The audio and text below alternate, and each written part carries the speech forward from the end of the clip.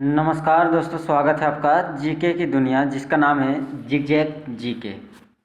जी हाँ दोस्तों, आज हमारा आ गया है टेस्ट नंबर 2। जितने भी प्रीवियस ईयर के बायोलॉजी के प्रीवियस ईयर के क्वेश्चन हैं वो आज हम लोग कवर करेंगे। तो जो चैनल पे नए हैं पहले चैनल को सब्सक्राइब कर लें, बेल आइकन को प्रेस कर लें ताकि आपको नोटिफिकेशन मिलती रहे।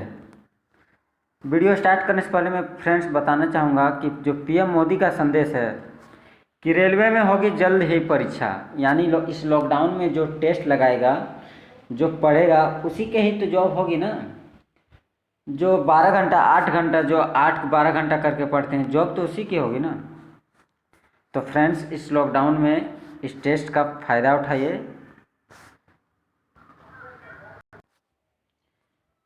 दोस्तों, मैं बताना चाहूँगा कि बायोलॉजी का जिन्होंने अभी तक लेक्चर नहीं देखे हैं वो जाके लेक्चर देख लें। वो लेक्चर में मैंने आपको अभी तक 2 ही क्लास करवाई है। वो लेक्चर मैं शॉर्ट नोट्स में बना रहा हूँ आप लोग के लिए, बहुत ही इम्पोर्टेंट और कम समय में आप लोग चीज़ों को समझ जाएंगे। तो फ्रेंड्स, चलिए वीडियो को स्टार्ट करते हैं। और वीडियो स्टार्ट करने से पहले मैं फिर से आप लोग को बताना चाहूँगा दोस्तों कि जो चैनल पे नए हैं चैनल को सब्सक्राइब कर लें, बेल आइकन को प्रेस कर लें ताकि आगे आने वाले वीडियो की नोटिफिकेशन आपको मिलती रहे। तो स्टार्ट करते हैं क्वेश्चन नंबर 26। पहले वीडियो में हमने 1 से 25 तक के क्वेश्चन कर चुके थे। फ्रेंड्स, मैं बताना चाहूँगा कि बायोलॉजी के जितने भी प्रीवियस ईयर क्वेश्चन हैं मैं आपको कराऊँगा। तो 1 से 25 तक मैंने पिछले वीडियो में कर चुकी है, या 1 से 25 तक कहें तो हम लोग कर चुके हैं। आज हम लोग 26 से स्टार्ट करने वाले हैं। तो फ्रेंड्स, आज का जो पहला क्वेश्चन है कि प्रयोगशाला में सर्वप्रथम डीएनए का संश्लेषण किसने किया था। तो फ्रेंड्स, खुराना ने सर्वप्रथम डीएनए का संश्लेषण किया था। फ्रेंड्स, आज मैं आपको क्वेश्चन के साथ इसके आंसर से रिलेटेड जितने भी इम्पोर्टेंट फैक्ट्स हैं इमेज के साथ एवं पूरी डिटेल के साथ समझाऊंगा। तो फ्रेंड्स, जो डीएनए का जो सर्वप्रथम संश्लेषण किया था वो खुराना ने किया था। इम्पोर्टेंट पॉइंट इसमें यह है कि 1953 ईस्वी में वाटसन एवं क्रिक नामक 2 वैज्ञानिक ने डीएनए की डबल्स हेलिक्स मॉडल बनाया और इस काम के लिए उन्हें 1962 में नोबेल पुरस्कार दिया गया है। दूसरा पॉइंट यह है दोस्तों, याद रखिएगा आप लोग कि डीएनए की सभी डीएनए ही शरीर के सभी आनुवंशिक क्रियाओं का क्या करता है, संचालित करता है। याद रखिएगा दोस्तों, डीएनए जो बनी होती है ना, डीएनए यह प्रोटीन को भी संश्लेषित करता है। और एक इम्पोर्टेंट पॉइंट दोस्तों, डीएनए जो है ना कोशिका के केंद्रक में पाया जाता है। ये भी आप लोग याद रखिएगा दोस्तों, बहुत इम्पोर्टेंट है। आज हम लोग क्वेश्चन को पूरी डिटेल एवं उससे रिलेटेड इम्पोर्टेंट फैक्ट के साथ जानेंगे जो एग्ज़ाम के लिए बहुत ही इम्पोर्टेंट है। हमारा अगला क्वेश्चन है, बढ़ते हैं क्वेश्चन नंबर 27 की ओर। और क्वेश्चन नंबर 27 है कि डीएनए उंगली छाप का प्रयोग किसकी पहचान के लिए किया जाता है। तो जो है फ्रेंड्स, डीएनए उंगली छाप का प्रयोग में से माता पिता, बलात्कारी या चोर, इनमें से सभी को पहचानने के लिए ये उंगली छाप का प्रयोग किया जाता है। इसमें इम्पोर्टेंट पॉइंट ये है दोस्तों कि डीएनए ही आनुवंशिक क्रियाओं का संचालित करता है, इसलिए डीएनए की उंगली छाप प्रयोग से माता पिता, बलात्कारी, चोर आदि की जानकारी प्राप्त करने के लिए की जाती है। दोस्तों, दूसरा पॉइंट इसमें इम्पोर्टेंट ये है कि जो उंगली छाप प्रयोग यानी फिंगरप्रिंट तकनीक, ये फिंगरप्रिंट तकनीक का उपयोग आपराधिक मामलों की गुत्थियां सुलझाने के लिए किया जाता है। वर्तमान में पहचान ढूंढने की तरीके उंगली छाप सबसे क्या है, बेहतर माना जाता है। चलिए फ्रेंड्स, बढ़ते हैं अगले क्वेश्चन की ओर। और हमारा अगला क्वेश्चन है क्वेश्चन नंबर 28 कि जीव कोशिकाओं में आनुवांशिक लक्षणों के नियंत्रण में निम्नलिखित में से कौन सा उत्तरदायी है। तो फ्रेंड्स, आप लोग जैसे कि मैं पिछले क्वेश्चन में बता चुका हूँ कि डीएनए ही आनुवांशिक क्रियाओं का संश्लेषण करता है। ध्यान से वीडियो देखिएगा दोस्तों, मैं जो बोल रहा हूँ उसको ध्यान से सुनिए, एक कॉपी में नोट करते जाइए। हमारा अगला 29वां क्वेश्चन है कि पुरुष में पुरुष तत्व के लिए कौन सा गुणसूत्री संयोजन उत्तरदायी है। तो फ्रेंड्स, इसका जो राइट आंसर हो जाएगा वो एक्स वाई, यानी पुरुष पुरुष में वाई और महिला में एक्स, इन दोनों का जब निषेचन होता है तो एक्स वाई यानी पुरुष बनती है। दोस्तों, इम्पोर्टेंट फैक्ट इसमें यह है कि मनुष्य में 23 जोड़ी गुणसूत्रों की संख्या होती है। ये आप लोग याद रखिएगा कि मनुष्य में 23 जोड़ी गुणसूत्र पाए जाते हैं। 23 जोड़ी में से 22 जोड़ी जो गुणसूत्र हैं वह पुरुष एवं महिला में तो समान रहती है, लेकिन जो एक जोड़ी गुणसूत्र है जो महिला में एक्स एवं पुरुष में वाई, ये दोनों अलग होती है। तो बहुत ही इम्पोर्टेंट है दोस्तों, आप लोग याद रखिएगा। यही एक्स और वाई के निषेचन से ही क्या है कि पुरुष और महिला बनती है, यानी एक्स एक्स से महिला बनती है और एक्स वाई से पुरुष बनती है। चलिए दोस्तों, बढ़ते हैं अगले क्वेश्चन की ओर। हमारा अगला क्वेश्चन है, मनुष्य में कौन से क्रोमोसोम के मिलने से बालक का जन्म होता है। देखिए दोस्तों, जैसे कि मैंने पिछले क्वेश्चन में बता चुका हूँ, इसका जो राइट आंसर हो जाएगा ऑप्शन नंबर सी, यानी पुरुष का वाई व स्त्री का एक्स मिलने से जो है बालक का जन्म होगा। अगर पुरुष का वाई और महिला का एक्स अगर मिल जाएगा तो बालक पैदा होते हैं, लेकिन अगर पुरुष का एक्स और महिला का एक्स मिलता है तो उसमें लड़की पैदा होती है। इसमें इम्पोर्टेंट पॉइंट ये है कि जो बालक है, बालक पैदा होने के लिए हमें कहीं ना कहीं से पिता का वाई गुणसूत्र चाहिए ही चाहिए। चलिए फ्रेंड्स, बढ़ते हैं अगले क्वेश्चन की ओर। हमारा अगला क्वेश्चन है क्वेश्चन नंबर 31 कि शरीर में लगी चोट की मरम्मत के लिए किस प्रकार की सेल विभाजन का प्रयोग किया जाता है। तो फ्रेंड्स, इसका जो राइट आंसर हो जाएगा ऑप्शन नंबर ए, केवल समसूत्रण। तो इसमें जो याद रखने वाली इम्पोर्टेंट पॉइंट है वो मैं आपको बता दे रहा हूँ कि समसूत्री कोशिका या समसूत्रण साधारण कोशिका विभाजन है। इसकी संपूर्ण प्रक्रिया जो है 2 भागों में विभाजित है। याद रखिएगा दोस्तों, जो प्रथम चरण में है, प्रथम चरण में केंद्रक विभाजन तथा द्वितीय चरण में कोशिका द्रव्य का विभाजन होता है। देखिए दोस्तों, ये शरीर में घावों को भरना, जितने भी शरीर में घाव होते हैं, घावों को भरना एवं अंगों का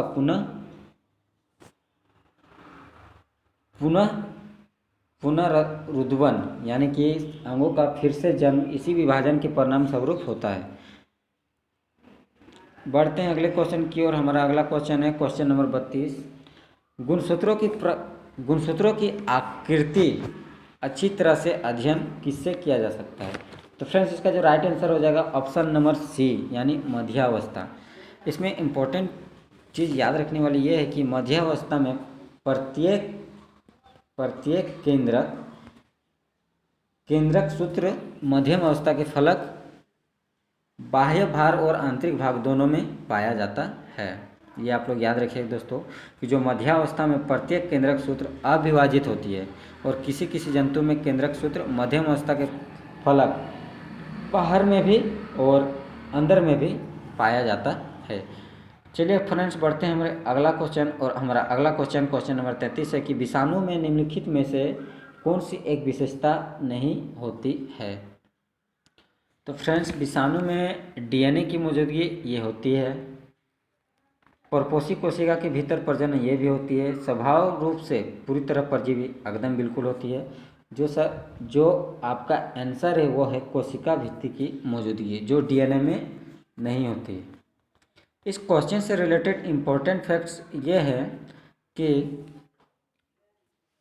विषाणु अति कोशीय अति सूक्ष्म जीव है, यानी इसे हम आँखों से नहीं देख सकते हैं, जो केवल जीवित कोशिका में वंश वृद्धि करती है। जो डीएनए है जो जीवित कोशिका में वृद्धि करती है।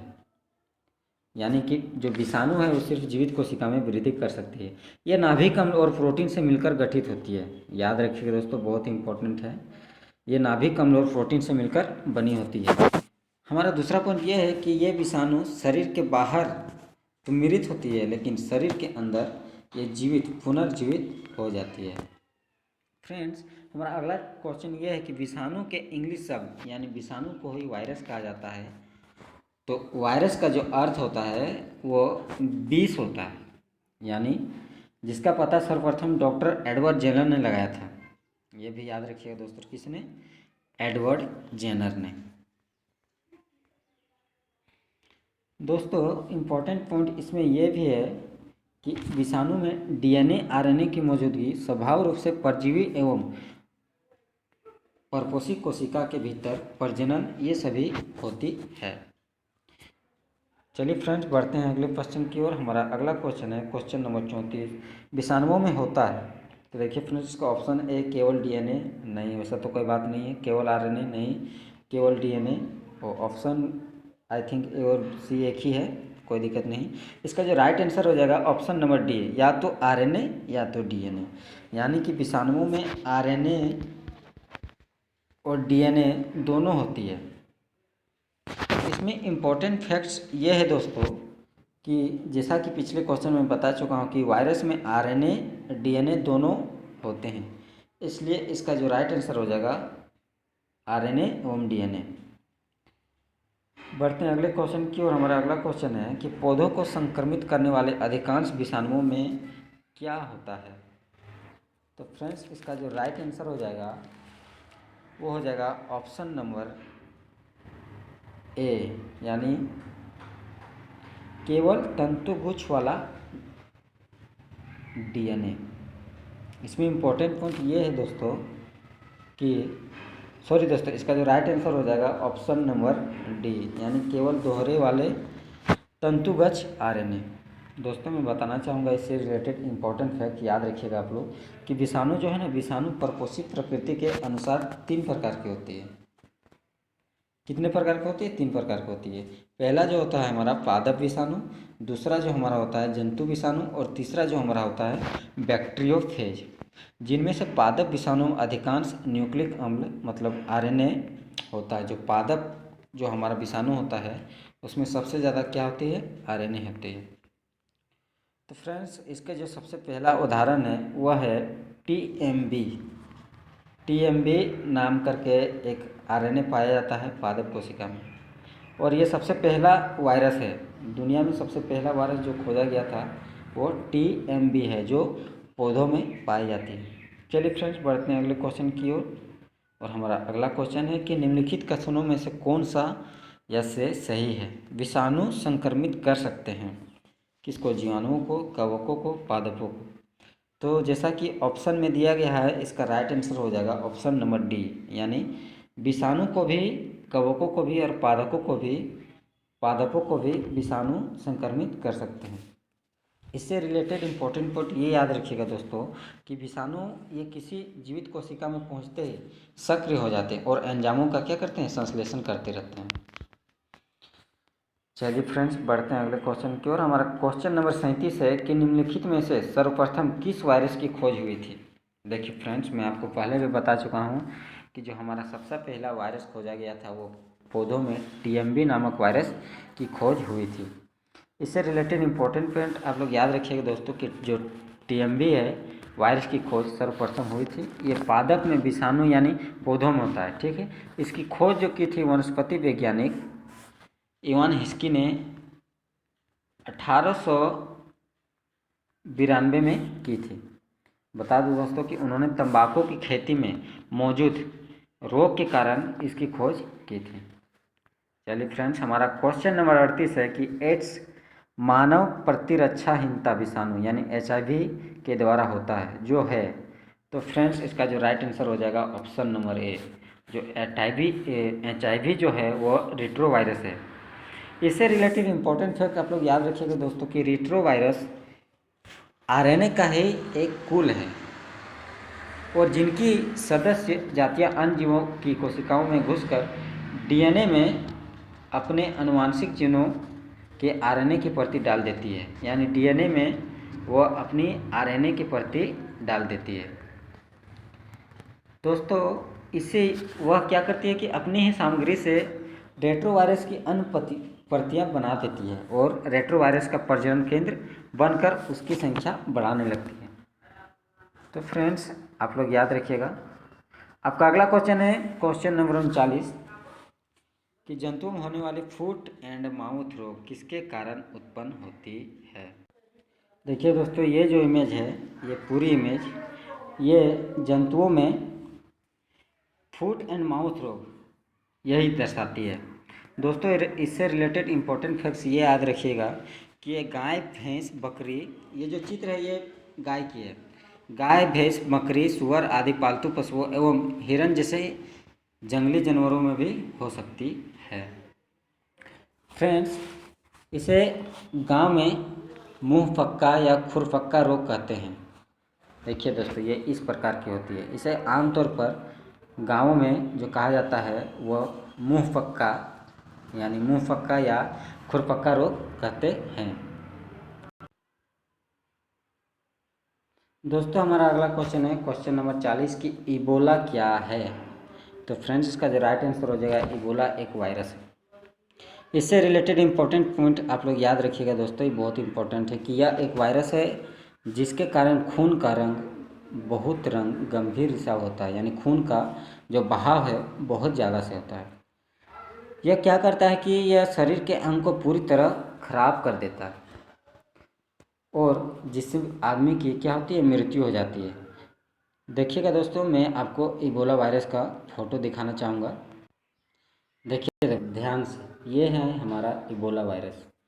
इसी के श्रवण या इसी के चलते जो है मानव में खून जो है रुकती नहीं है, बहुत तेज़ी से मतलब बहती रहती है। तो ये क्या करती है कि ये पूरी तरह शरीर के अंग को खराब कर देती है, जिससे आदमी की मृत्यु भी हो जाती है। दोस्तों हमारा अगला क्वेश्चन है क्वेश्चन नंबर 41 कि दूध के दही के रूप में जमने का क्या कारण है। और इसका जो राइट आंसर हो जाएगा ऑप्शन नंबर सी, लैक्टोबैसिल्स। देखिए दोस्तों, ये एसएससी 2002 आरआरबी एनटीपीसी 2016 में दोनों एग्जाम में पूछी गई है, तो बहुत इंपॉर्टेंट क्वेश्चन है। तो इसका जो राइट आंसर हो जाएगा लैक्टोबैसिल्स। अब लैक्टोबैसिल्स से रिलेटेड कुछ इंपॉर्टेंट फैक्ट्स हम लोग जान लेते हैं जो बहुत ही इम्पोर्टेंट है।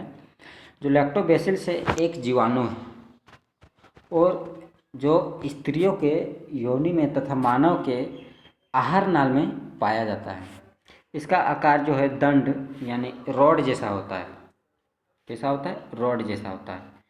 और ये इसके अलावा यह जीवाणु दूध से दही बनने में क्या होती है, सहायक होती है। तो दोस्तों ये जीवाणु दूध में पाए जाने वाले केसिन नामक जो प्रोटीन है उससे क्या करती है कि केसिन नामक प्रोटीन की छोटी छोटी बूंदों को एकत्रित करके दही जमने में सहायक करती है। चलिए फ्रेंड बढ़ते हैं अगले क्वेश्चन की ओर। हमारा अगला क्वेश्चन है क्वेश्चन नंबर 42 कि निम्नलिखित में से कौन सा नाइट्रोजन फिक्सिंग बैक्टीरिया है। देखिए दोस्तों, ये आरआरबी एनटीपीसी 2016 में पूछा गया है। तो आने वाले 2020 के ग्रुप डी और एनटीपीसी एग्ज़ाम में भी इसी तरह के क्वेश्चन बन सकते हैं। तो फ्रेंड्स ये वीडियो लाने का मेरा मेन मकसद वही है। तो फ्रेंड्स इसका जो राइट आंसर हो जाएगा ऑप्शन नंबर सी, यानी स्यूडोमोनास। अभी स्यूडोमोनास से रिलेटेड कुछ इंपॉर्टेंट फैक्ट्स जान लेते हैं। दोस्तों मैं बताना चाहूँगा कि भारत कृषि में दलहनी फसलों का खास स्थान है। शाकाहारी भोजन में प्रोटीन का मुख्य जरिया होने के कारण दलहनी फसलों में प्रोटीन काफ़ी मात्रा में रहती है। दोस्तों चना, गुड़, मोठ, अरहर, सोयाबीन खास क्या हैं, दलहनी फसल हैं। तो दोस्तों दलहनी वर्ग की इन सभी फसलों में जो प्रोटीन है बहुत ज़्यादा मात्रा में पाई जाती है। तो दोस्तों इन फसलों में जो नाइट्रोजन हमारा है, नाइट्रोजन की मात्रा पूर्ति जो वायुमंडल से होती है उससे आणविक नाइट्रोजन से हो जाती है। यानी कहने का अर्थ है दोस्तों कि दलहनी वर्ग की इन सभी फसलों में प्रोटीन सबसे ज़्यादा होती है। तो क्या होती है इनका कारण, इनमें नाइट्रोजन की जो ज़रूरत पड़ती है ना, इसलिए इन फसलों में नाइट्रोजन की मात्रा की पूर्ति वायुमंडल में मौजूद आणविक नाइट्रोजन से हो जाती है। इससे रिलेटेड दूसरा इम्पोर्टेंट फैक्ट ये है दोस्तों कि दलहनी जो है, दलहनी फसलों की जठ ग्रंथियों में, यानी कि जठ ग्रंथियों में पाए जाने वाले राइबोजियम जीवाणु वायुमंडल की स्वतंत्र नाइट्रोजन को यौगिकीकृत करके पौधों को मुहैया करती है। दोस्तों आराम से ध्यान से वीडियो देखिए, सुनिए, आपको समझ में आ जाएगी। हमारा क्वेश्चन नंबर 43 है कि सिम्बियोटिक कीटाणु जो कि वातावरणीय नाइट्रोजन के स्थिरीकरण के लिए उत्तरदायी है, वो किस में पाया जाता है। दोस्तों ये जो सिम्बियोटिक कीटाणु सॉरी दोस्तों जो सिम्बियोटिक कीटाणु है वो ऑप्शन नंबर ए यानी मटर में पाई जाती है। इससे रिलेटेड कुछ इंपॉर्टेंट पॉइंट आप लोग याद रखिएगा दोस्तों कि कुछ पौधे जीवाणुओं के साथ एक सहजीवी संबंध स्थापित रखते हैं और जिसे वो क्या करते हैं ना कि जिससे वो नोड्यूल उत्पन्न करते हैं या फिर नोड्यूल उत्पन्न करने में सक्षम होते हैं, जो अमोनिया के लिए वायुमंडलीय नाइट्रोजन के रूपांतरण की सुविधा क्या करती है, प्रदान करती है। दोस्तों इससे रिलेटेड दूसरी इम्पोर्टेंट फैक्ट ये है कि सिम्बियोटिक कीटाणु पौधे या जानवरों के ऊतकों में या उनके आसपास के में रहने में क्या सक्षम होती है। पाचन तंत्रों में खास करके सहजीवी बैक्टीरिया उन खाद्य पदार्थों को तोड़ने में मदद करती है जिनमें फाइबर होता है। दोस्तों ये विटामिन का भी उत्पादन करने में मदद करती है। तो जो मटर में जो पाई जाती है सिम्बियोटिक कीटाणु वो मटर के पौधों के लिए या फिर पौधों के लिए बहुत ही खास है, बहुत ही इम्पोर्टेंट है। दोस्तों हमारा अगला क्वेश्चन है क्वेश्चन नंबर 44 कि फलीदार पादपों की जड़ों में उपस्थित गांठों में पाए जाने वाला नत्रजन स्थिरीकरण जीवाणु है। तो फ्रेंड्स का जो राइट आंसर हो जाएगा वह है सी नंबर सहजीवी। यानी जो फ्रेंड्स हमारा अगला था सिम्बियोटिक जीवाणु, उसी का ये हिंदी नाम है यानी सहजीवी। तो फ्रेंड्स जो सहजीवी या सिम्बियोटिक कीटाणु खास करके जो फलदार पादप हैं उसमें पाई जाती है। फ्रेंड्स मैं सिम्बियोटिक कीटाणु का आपको चित्र दिखाने की कोशिश करता हूँ या फिर चित्र दिखाता हूँ, उससे आप आसानी से समझ पाएंगे। देखिए दोस्तों ये है हमारा सिम्बियोटिक या सहजीवी कीटाणु जो ज़्यादातर फलदार पादपों की जड़ों में पाई जाती है। हमारा क्वेश्चन नंबर 45 है कि आनुवांशिक हेरफेर द्वारा प्राकृतिक या पृथक्कृतों से विकसित जीवाणुओं का कौन सा जीवाणु विविध समुद्र में बिखरे तेल का निवारण करने के लिए उपयोग में लाया जाता है। तो फ्रेंड्स इसका जो राइट आंसर हो जाएगा वो है option number D Pseudomonas. Pseudomonas से रिलेटेड कुछ इंपॉर्टेंट फैक्ट जान लेते हैं कि अंग्रेजी से अनुवाद किया गया यह कंटेंट या स्यूडोमोनास ग्राम निगेटिव यानी गमा बैक्टीरिया का एक जीनस है। दोस्तों ये जो स्यूडोमोनास है यह स्यूडोमोनासिडी परिवार से संबंधित है और जिसमें 191 वैध रूप से वर्णित प्रजातियां पाई जाती है। कितनी? 191 रूप से क्या है, वैध रूप से वर्णित प्रजातियां पाई जाती है। फ्रेंड्स ये कई बार एग्जाम में पूछा गया है, आप लोग याद रखिएगा। हमारा अगला क्वेश्चन है क्वेश्चन नंबर 39 के प्रशीतन यानी रेफ्रिजरेशन खाद्य परिरक्षण में मदद करता है। तो इसका जो राइट आंसर हो जाएगा वह है जैव रासायनिक अभिक्रियाओं की दर को कम करने के लिए। दोस्तों अब रेफ्रिजरेशन यानी प्रशीतन के बारे में थोड़ा कुछ जान लेते हैं इंपॉर्टेंट फैक्ट्स इससे रिलेटेड। तो इससे रिलेटेड इंपॉर्टेंट फैक्ट ये है कि किसी स्थान या पदार्थों को उसके वातावरण के ताप के नीचे तक ठंडा करने की क्रिया को प्रशीतन कहते हैं। दोस्तों मैं आपको एक इमेज दिखा रहा हूँ, आपको उससे और जल्दी समझ में आएगी। देखिए दोस्तों ये प्रशीतन किया गया है, तो जो मछलियों को बर्फ़ के अंदर प्रशीतन करके सुरक्षित रखा गया है बर्फ़ का प्रयोग करके। तो आप इसी से जान सकते हैं कि इससे रिलेटेड दूसरा जो पॉइंट है, यह विगत सदी में इन यांत्रिक विधियों का विकास बर्फ़ बनाने से लेकर खाद्य एवं पेय पदार्थों को शीतल रखने तथा अधिक समय तक इन्हें सुरक्षित रखने में क्या करता है, किया जाता है। यानी जो रेफ्रिजरेशन है उसे भोजन को सुरक्षित रखने में प्रयोग किया जाता है। दोस्तों हमारा जो अगला क्वेश्चन है, अवायवीय स्थिति में जैविक पदार्थों के जीवाणु अपघटन को क्या कहते हैं? तो फ्रेंड्स इसका जो राइट आंसर हो जाएगा वह है किण्वनीकरण। तो फ्रेंड्स किण्वनीकरण से रिलेटेड कुछ इंपॉर्टेंट फैक्ट जान लेते हैं कि किण्वनीकरण यानी फर्मेनेंट या फिर फर्मेंटेड फूड, इसका दूसरा नाम इंग्लिश नाम का है तो फर्मेंटेड फूड। ये क्या करते हैं दोस्तों कि स्वाद में ये थोड़ा खट्टा होते हैं, लेकिन ये क्या करते हैं भूख बढ़ाकर,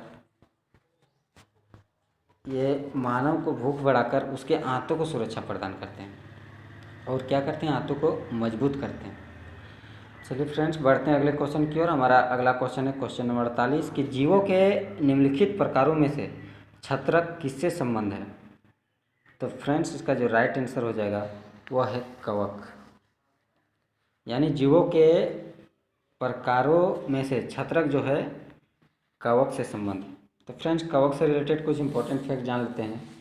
कवक क्या है? कवक विषमपोषी यूकेरियोटिक जीव है। इनकी कोशिका भित्ति काइटिन की बनी होती है। ये आप लोग याद रखिएगा दोस्तों कि किसकी कोशिका भित्ति काइटिन की बनी होती है, कई बार पूछी गई है और पूछी भी जाती है, तो आप लोग याद रखिएगा, इंपॉर्टेंट है। और इनका शरीर जो है ना कवक तंतुओं का बना होता है। एग्जाम्पल के तौर पर जैसे ईस्ट हो गया, मशरूम हो गया या फिर पेनिसिलियम, ये सारी चीज़ें जो है कवक के उदाहरण हैं। तो फ्रेंड्स बढ़ते हैं अगले क्वेश्चन की ओर। हमारा अगला क्वेश्चन है कि सामान्य खाद्य छत्रक यानी मशरूम क्या होता है? तो फ्रेंड्स इसका जो राइट आंसर हो जाएगा वो हो जाएगा कसकर ठसाठस भरे कवक जाल। यानी मशरूम जो है ठसाठस भरे कवक जाल हैं। यानी ये एक प्रकार का ऐसा कवक है जो ठसाठस भरे हुए रहते हैं मशरूम। फ्रेंड्स हमारा अगला जो क्वेश्चन है आखिरी और लास्ट का क्वेश्चन कि ईस्ट मिलाने पर गूँथे हुए आटे के उठने का क्या कारण है? तो फ्रेंड्स जो गूँथे हुए आटे में ईस्ट मिलाई जाती है उसका जो कारण है वह है कार्बन डाइऑक्साइड गैस का निर्मोचन। तो फ्रेंड्स इससे रिलेटेड कुछ ईस्ट के बारे में जान लेते हैं। तो ईस्ट जो है ये क्या है कि यह एक प्रकार का ऐसी चीज़ है जिससे CO2 गैस निकलती है। यानी ईस्ट जिसे हम आम बोलचाल की भाषा में खमीर भी कहते हैं। यानी यह खाद्य पदार्थ क्या करती है? फुलाने का काम करती है, क्योंकि यह क्या करती है एक तरह की फंजाई है जो चीज़ों को फर्मेनेंट करने का काम करती है। तो फ्रेंड्स आपने देखा होगा रोटी जो है फूलती है, यानी उसमें अगर ईस्ट और ज़्यादा मिला दिया जाए तो वो और ज़्यादा फूलेगी और इससे क्या होती है कि उससे CO2 गैस का क्या होती है? निकलती है। फ्रेंड्स इससे रिलेटेड जो इम्पोर्टेंट पॉइंट दूसरी है वो याद रखिएगा कि ताज़ा यीस्ट को आप आसानी से घर में भी बना सकते हैं। तो फ्रेंड्स उम्मीद है कि वीडियो आपकी अच्छी लगी होगी। वीडियो अच्छी लगी है तो लाइक कीजिए, सब्सक्राइब कीजिए और शेयर कीजिए। देखिए दोस्तों ये जो जितने भी प्रीवियस ईयर में पूछे गए क्वेश्चन हैं मैं वही आपको डिस्कस कराया हूँ। तो उम्मीद है कि आपको वीडियो अच्छी लगी होगी और हम लोगों ने उससे रिलेटेड इम्पोर्टेंट क्वेश्चन भी जाना है। तो फ्रेंड्स जो चैनल पे नए हैं चैनल को सब्सक्राइब कर लें। आपका अपना जो चैनल है जिगजैग जीके, और लाइक कर दें और ज़्यादा से ज़्यादा शेयर कर दें। तो इसी तरह के टेस्ट नंबर 3 के लिए आप लोग तैयार रहिए दोस्तों। टेस्ट नंबर 3 एकदम बिल्कुल नया होगा और उससे रिलेटेड जो इम्पोर्टेंट फैक्ट हैं वो मैं आपको और नए तरीके से बताऊंगा। तो ठीक है दोस्तों, बाय बाय।